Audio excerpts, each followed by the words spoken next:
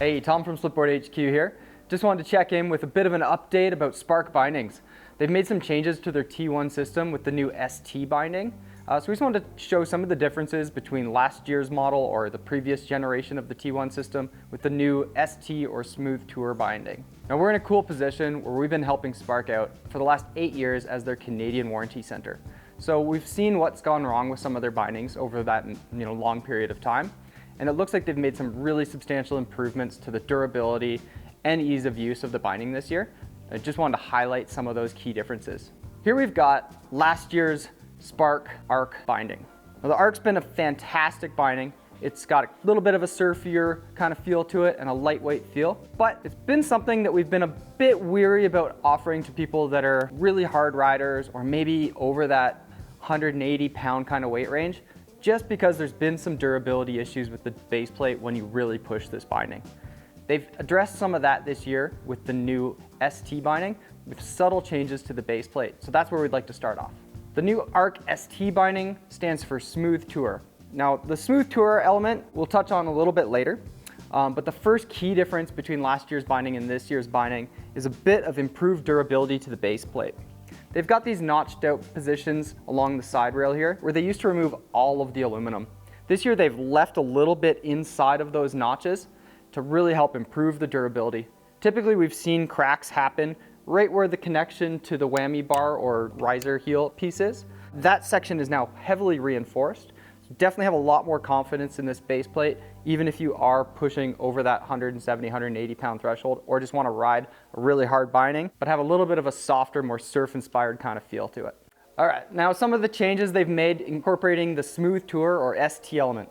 So what they've done is add a process called overmolding to some of the parts. Overmolding essentially is adding a proprietary plastic layer over top of some of the metal pieces. It offers a lot better glide and improved durability over some of the materials they've been using in the past. The first one we see is on the whammy bar or your heel riser.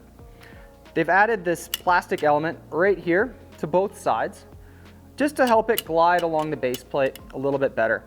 That's going to improve the ease of use. You're not going to have to grease these things up the way you used to on the old version. And it's going to also help reduce the amount of wear and tear on the notches that those slide into.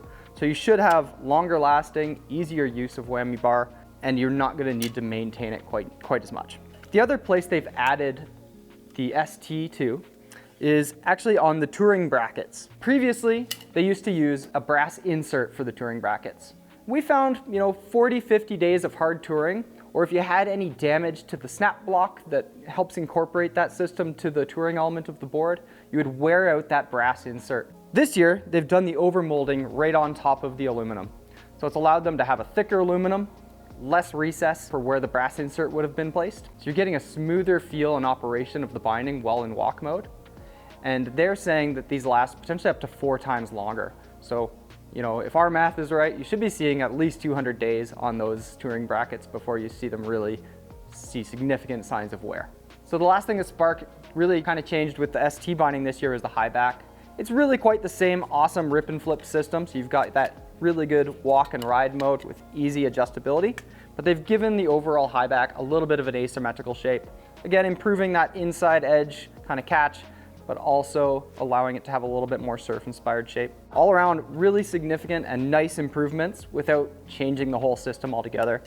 Great to see. I think we're gonna see a lot better durability and ease of use in maintenance with the new ST models.